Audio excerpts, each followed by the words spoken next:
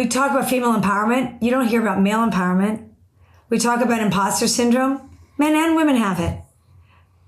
Men just in general tend to shut that, ignore it, and women let that voice get louder. Right? Just shut that bitch up in your head, as my girlfriend Wendy Clark says, and stop thinking that you're supposed to have imposter syndrome.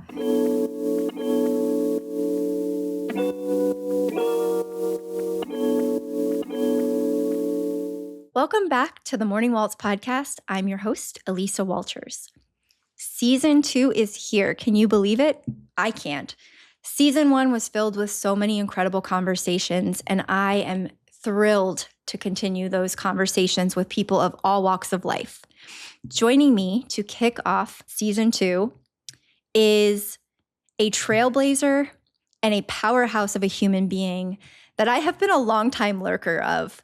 She is the CEO and founder of the Female Quotient, and she continues to advocate for gender equity. Hi, Shelley. Thank you so much for joining me today. I'm so excited to be here with you. I really said yes because I think your passion is infectious and your conversations are really inspiring. So thank you for having me. Thank you. And I feel the same way about you. When you said yes, I had color in my hair in the hair salon, and I jumped out of my chair because I have been a longtime lurker and follower of yours and the work that you do. Let's go. All right, let's do this. So I want to start with the Female Quotient and where you founded this. You had this really successful career doing market research and business development. What was the moment that you realized, I need to build this? I need to be doing this? I don't really know I was building anything with intentionality. What I knew was I was going to do something that I wish I had my entire career. So I'm turning 65 in March. I probably started in business at the age of, 20, 21. So I've been in business or in the corporate world or in the workforce for over 40 something years. And I wanted to I was already, CEO. I had sold my company to Ipsos, and I'm a technology enabled researcher. I was the only female CEO top 25 in market research my whole career. So I wasn't only and lonely, but that never held me back. But you go to these conferences where the men's room has long lines and there's no line in the women's room, especially technology conferences. And, a lot of the guys hang out at the bar or they'll go to the golf course. I don't really play golf. That wasn't something very interesting to me. I drive a golf cart for everyone, but I didn't really like to play golf. And so when I wanted to go to CES, the Consumer Electronics Show, hearing there was over, a couple 100,000 people, less than 3% were women, I thought to myself, well, let me invite a few girlfriends and let's walk the floor together. So I'm not going to be alone, and it'll be way more fun if I had girlfriends with me. So I invited 5 girlfriends. This was probably 12 years ago. And I said, let's walk the floor together. And if you know other women, invite them. And 24 hours later, 50 women showed up and we walked the floor together. And 2 remarkable things happened in that moment. One, every single guy's head turned when they saw 50 women walking the floor. And it's what I coined the phrase, power of the pack. A woman alone is power. Collectively, we have impact. It was just this whoosh moment. You couldn't miss us. When you're alone, you're invisible.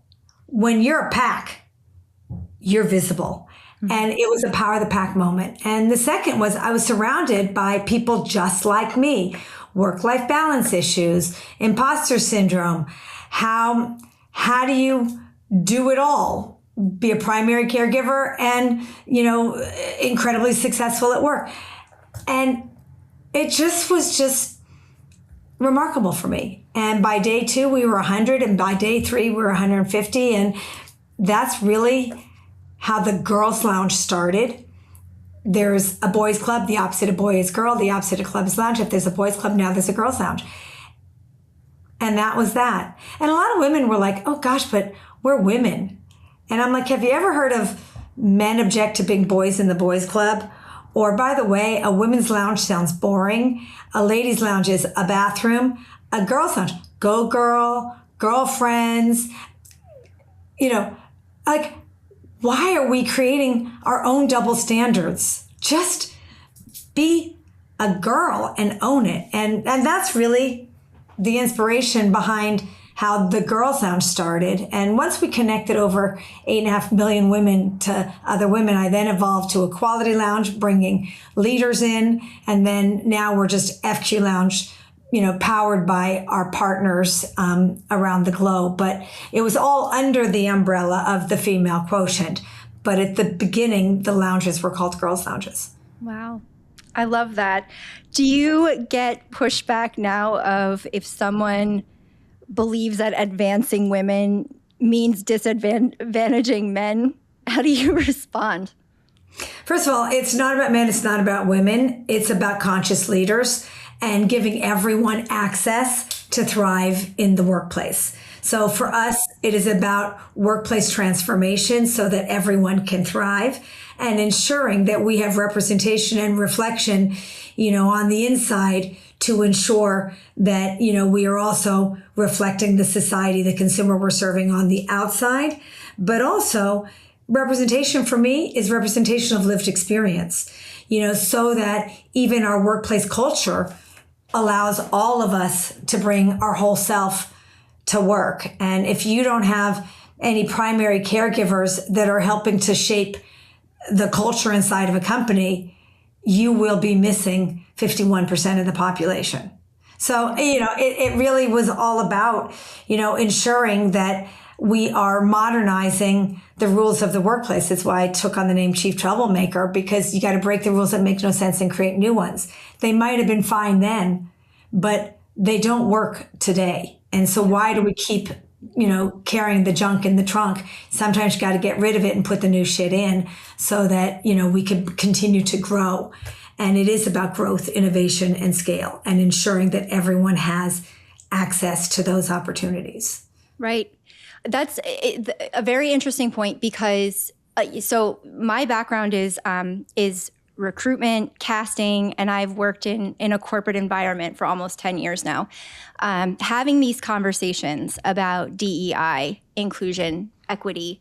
And I'm curious as to, even in the last just 3 years, that conversation has changed and shifted. What are you hopeful for with moving forward in kind of the landscape, pushing back on that a little bit? And what are you, how have you seen that change from when you first started?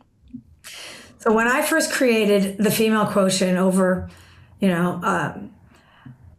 12 years ago, there was no DE&I. No one was talking about women in the workplace. We just were showing up and trying to conform to the rules of the workplace, that whether they were never written in a handbook. No one said, don't go pick your children up at school, or no one said, don't put your pictures up on your cabinet, your counters, or no one said, we didn't have maternity leave when I was, rising the ranks. I mean, I have 3 children and now I have 3 grandchildren with a 4th on the way. We didn't think about it. We didn't talk about it. So when I started the Girls Lounge, a lot of the marketing, I needed marketing budget. I self-funded because I wasn't looking for permission. I knew I was just going to do this because I wanted to give back with generosity what I wish I had my whole career, which was girlfriends in business. Yeah. And I would go to CMOs and say, I need you to help me fund these lounges, because they were getting bigger and bigger, and there's no membership fee. It's free for everyone to come to, and we are always an unbadged space in badged spaces. They'd say, oh, we'll connect you to our HR department. And I'm like, it isn't about HR. I want this to come out of CEO, CMO budget, because this is about accountability and responsibility for creating workplaces, workforces that we all see ourselves in and we can all thrive in. And I did not go into an HR bucket. So when you think about what evolved from what HR was then, which was, getting everyone to sign the documents they needed to join a company for attraction and retention and hiring and, all of that. It was very different. Next thing you knew, HR became Chief Diversity Officer, and then it became Chief Diversity and Inclusion Officer, and then it became Chief Diversity, Equity, and Inclusion Officer. And any company that eliminated their DE&I efforts really weren't using it in the right way. Because it isn't about a quota, and it isn't just about putting women in the equation because it's a nice to have. If you actually understand why diversity matters, it's not diversity of race, age, gender. It's diversity of lived experience. It's diversity of mindset, because you need to have representation on the inside to reflect the society on the outside. And the reason you actually need inclusion is for culture, to create a culture where everyone is seen, everyone is heard, everyone has access to have opportunity. That's why you need inclusion, not because you're ticking a box or checking a box or quotaing, or it's because if you want the best talent in your company, you have to make it easy, accessible, and comfortable and cozy for everyone to thrive. Yeah. And if you actually understand that, it isn't an HR responsibility. It is the CEO's responsibility inside a company to ensure that everyone has the opportunity to succeed. How do you affect change at that level to make sure that leadership is hearing that and not just, well, we need to do this to check a box? You know, when you actually use the right language, where if you want the best talent, and the best talent today is empathetic, compassionate, collaborative, contextual storytelling. I mean, those are feminine qualities, not female, but feminine. Plenty of men have the feminine, plenty of women have the masculine. So it's not male, female, it's masculine, feminine.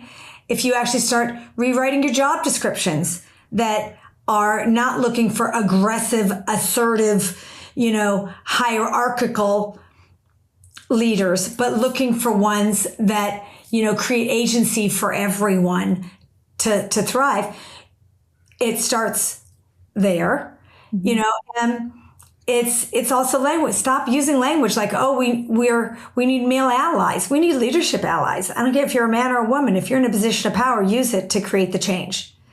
It requires choice, prioritization, intentionality, and awareness of what needs to happen, because a company is about its people. And you got to have a no asshole policy. I don't care how good you are at your job. If you're a jerk, male or female, you don't belong.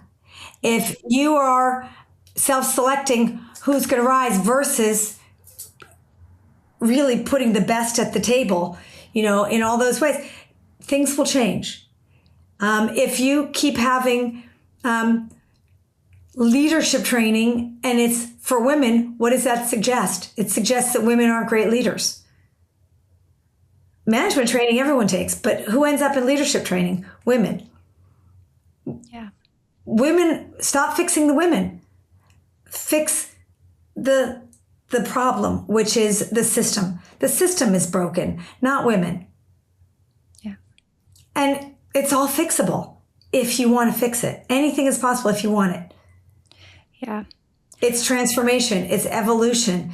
It's progress forward. It might not have been wrong then, but we know we're losing our greatest leaders to caregiving. We know that there's a pay gap, but you have to understand where the pay gap kicks in. It's fixable. Don't go backwards. Just close the leak now and open up the new pipeline for tomorrow. It's not hard. You just have to want it. Yeah.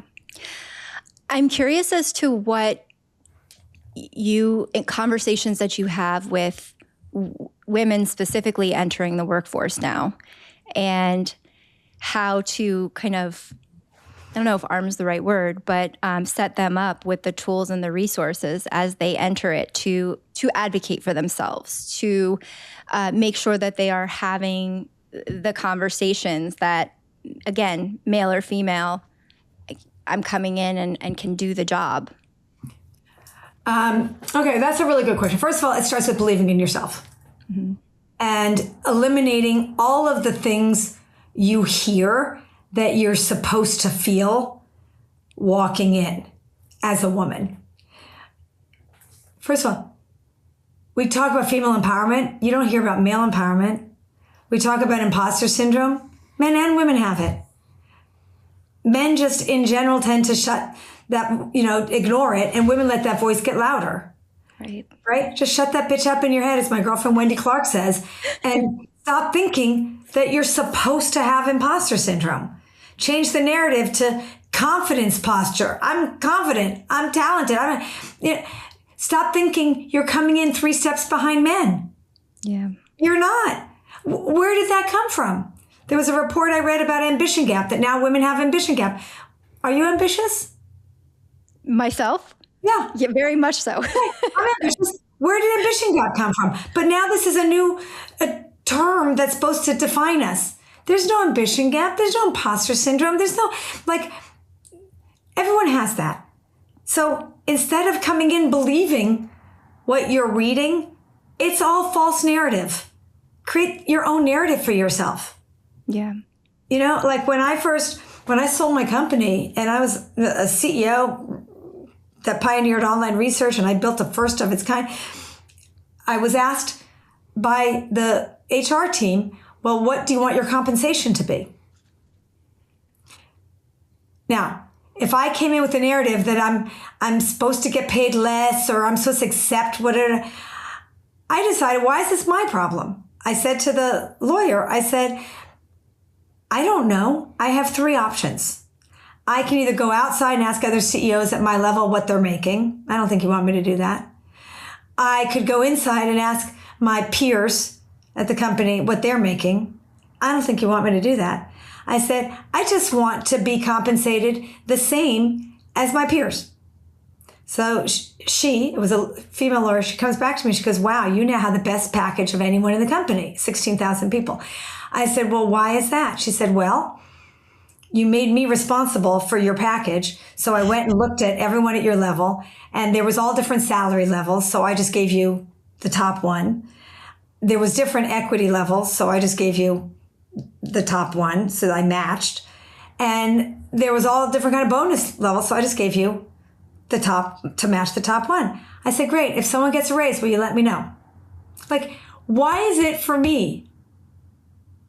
Yeah. And this is a company's responsibility to, equal pay for equal work, take care of it. You can't retrofit the past, that companies will go bankrupt, but you can fix it forward, understanding that pay gaps kick in 2 places. One, at maternity leave, because a lot of companies might not have mandatory parental leave. When it's mandatory parental leave, it would eliminate the problem. And at the first pay raise, where we know men will ask for it and negotiate, and women tend to accept whatever's given to them. So if you actually know where the gaps kick in, fix it, and don't let it happen again moving forward. Right. Yeah. So own your destiny. I love that you talk a lot about building your seat, being intentional, and also the possibilities. And I want to pivot into intentionality and why that word is so important to you and what intention for Shelley looks like on a daily basis. It's interesting. I really got tired of hearing people talk about unconscious bias. Oh, it's unconscious. Oh, if you are using the word unconscious, you're conscious. Yeah. So my intentionality is to make people conscious. Once you're conscious, you have a choice. Do something or don't. But conscious leadership requires intentional action. It requires prioritization and choice. Anything is possible if you want it. but you need to be a conscious leader and decide where you want to create the transformation. And oftentimes people think, oh, it's not possible. It's not possible. Well, it's not possible because it might not have been done before. But how do you know it's not possible if you don't try? Right. Anything is possible if you want it. And I think that, for me, I'm a 4-time movement maker. And my whole career, people told me it's not possible. You're not qualified. It can't be done. It's not the right time. Well, how would they know if they never tried it? Mm-hmm. And so I did. And either breaking a pattern or more simply creating a new one is scary. People tell you to stay away from it or don't do it or it's not the right time. If I waited and watched, I would not be where I am today. Yeah. Now, I'm not going to say it was easy. It's not. But I never did it alone. I always did it with Power of the Pack. I always brought either 10 companies to experiment together to create normative databases, boom, or Power of the Pack at the FQ. We have over 8.5 million women across 100 countries and 30 industries. You're never alone. It's Power of the Pack. Yeah. You're not afraid. Going alone is hard. Or when you have that one token woman, oh, let's put the woman on the board, or let's put the woman in that. It's not about one. It's about whoosh. It's the whoosh effect. That's Power of the Pack. That's when change happens.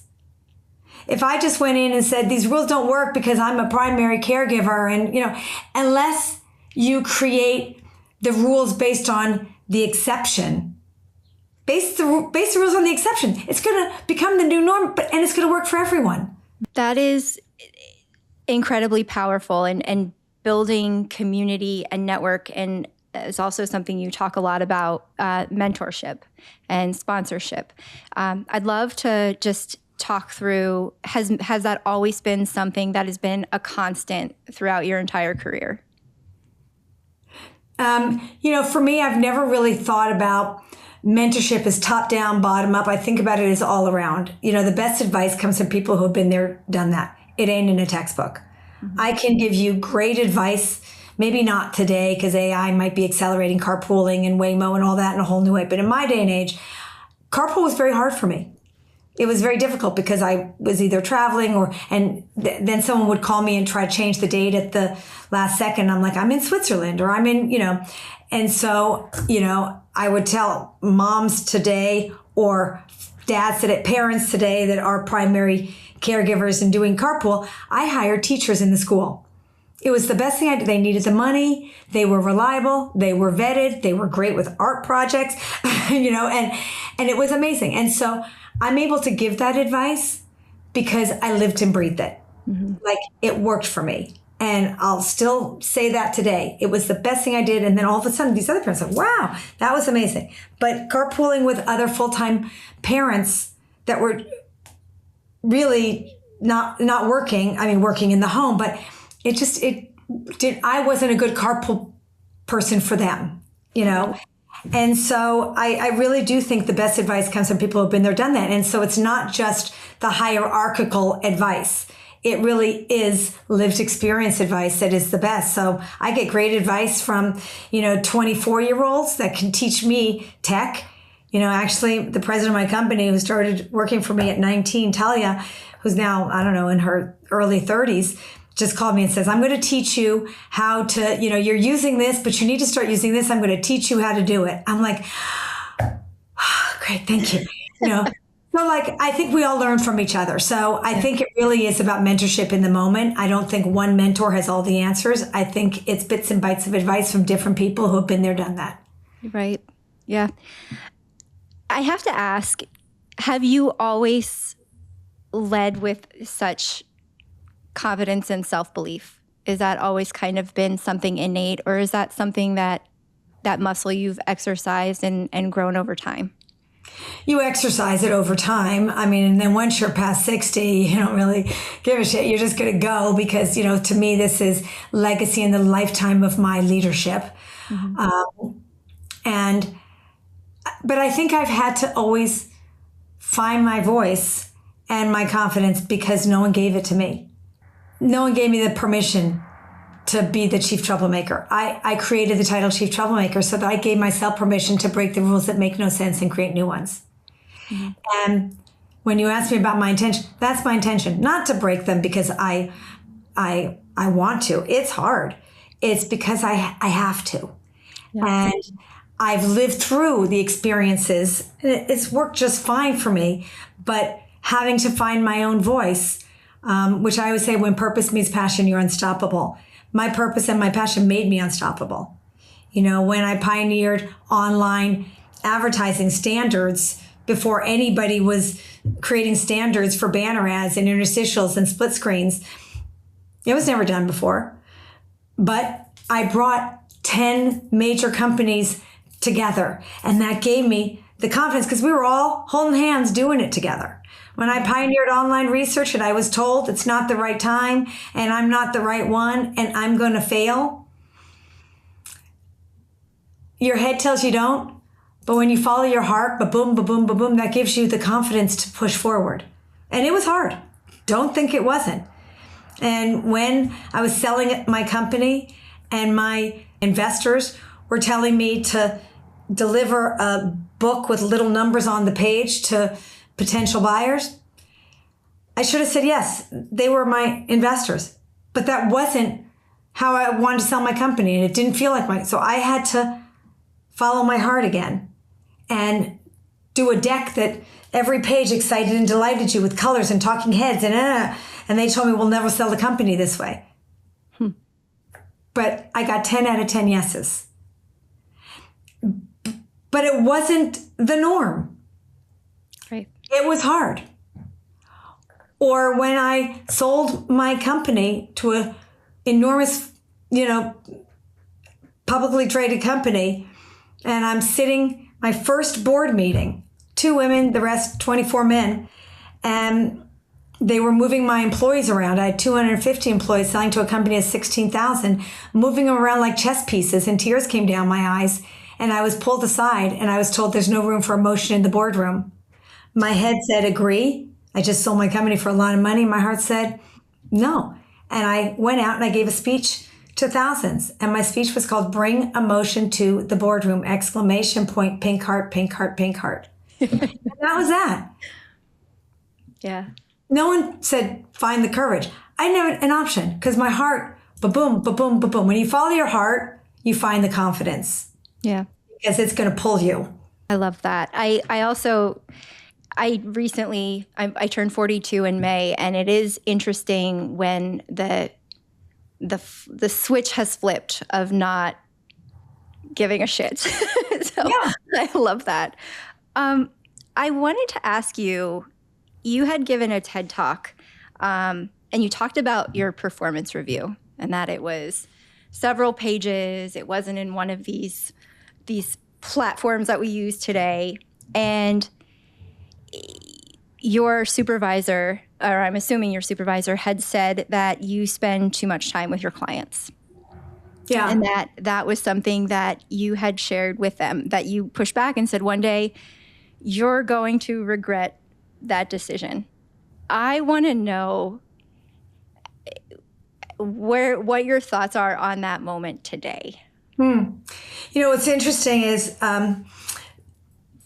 that person that gave me a terrible review is a very good friend of mine today. One day you should have us both on, and we'll talk about it. But I was interviewed in I thought they were just interviewing me for a quote. And so I told them all these stories that I never thought were going to end up in press. And that was one of them. And they asked me at the time, well, what do you think he would say today about that? I said, I don't know, call him. So that we called him and they asked him. And they said, well, do you regret, Shelley said you were going to regret that decision. Do you regret that decision today? And he said, no. And I'm there listening. So I get on the phone. I'm like, what do you mean you don't regret that decision? You made me cry and you hurt my feelings. And I thought I was the perfect employee. And he goes, because had you have listened to me, you wouldn't be where you are today, Chief Troublemaker. He said, and look at what you've accomplished. He said, so I'm now your student. And it was, and that's not true. He's badass in every which way, but we are really good friends. And it was such a great response on his part. I still have that review. It was 6 typewritten pages, so no a typewriter is, but it's tiny little font. I still have it because it hurt me so much, but I didn't realize that it actually catapulted me so much. It was a driving force for you to say, I'm gonna prove you wrong. Who I am. You can fake it once, twice, 3 times, but you can't consistently be someone you're not. Right. And I'm a relationship person. And his comment was, we're a research company. I'm putting a researcher above you. I'm a researcher too, but different. And I'm all about relationships. I'll fly to Paris for dinner. I will, and dinner's wonderful in Paris, but I would fly to Kalamazoo too. You can continue a relationship through Zoom, but not deepen one without the in-person. During COVID, seeing people was perfect. If you just did telephone during COVID, it wouldn't have been the same thing. Business would not have been able to just continue because we could see each other and our expressions and all that. That helped. Yeah. But that still will never replace an in-person relationship with someone. Yeah. Well, I could talk to you about that all day, and I know we're coming up here on time. So I do want to ask just a couple of personal reflection and things of that nature, and kind of if there is something that over the course of your career you've changed your mind about, and how that looks today as it pertains to whether it's mentorship in the moments or success, or how that may have shifted over time. Well, listen, I'm a technology enabled. I've always built technology for the lowest common denominator, so that everyone could use it. Yeah. And I think today I would say, with AI, I've been building things that were Web3 before Web3. I was building, all kinds of stuff before consumers adopted it. Don't be afraid of technology. It's your best friend. Don't use it to replace you, use it to complement you. Right. And I really believe that technology is an accelerator, an enabler, an amplifier, a data cruncher. Today, it would eliminate so many things I had to spend time on that I hated doing. Now, I let technology do that for me so that I can grow to the next level and spend more time with people. Mm-hmm. And proximity matters. People think working from home, all this younger generation thinks, because COVID started us on a whole thing about working from home. And that's fine when you need to, but don't miss the water cooler moments, the organic moments that happen that are not planned. The unplanned moments are probably going to be the most important moments in your life and in your career that you can't anticipate. And it's only going to be the proximity to others and not just higher level people, any kind of person. Yeah. Spend 5 minutes with someone you don't know, and it's going to benefit you in some way, somehow, somewhere. I love that. I just have just a couple of spitfire questions. I'd love to know how you start your day. I get up an hour earlier than I need to so that I can get my coffee and my Danish and eat it in bed and watch a stupid television show. Then, right now my little grandson lives with me because my daughter's renovating her house. I wait for him to wake up and I spend time with him in the morning. It's my best time of my day in the morning. And then I start my day. What keeps you grounded? My family. Yeah. And my last question for you is, what is something that you're looking forward to this year? Oh, God. My son got engaged, so He's getting married in 2027, but he got engaged this year, which is really exciting. I have another little grandchild, God willing, coming in November. So excited about that. And, we're just working on, I love what I do. I say when you love you do, it's called passion. When you don't, it's called stress. I love what I do. We're working on so many amazing new initiatives that excite and delight me. So we have a lot of exciting things happening. Yeah. Well, congratulations on all of it. Your son's engagement, your new grandchild, and all of it. And I just want to thank you so much. This has been such an informative and powerful conversation, and I'm just so happy that you said yes. Oh, well, you keep doing you, and you're awesome, and we need you. I love the conversations, and I think that they're really insightful, and hopefully will inspire someone somewhere in some way. So that's my goal. Thank you.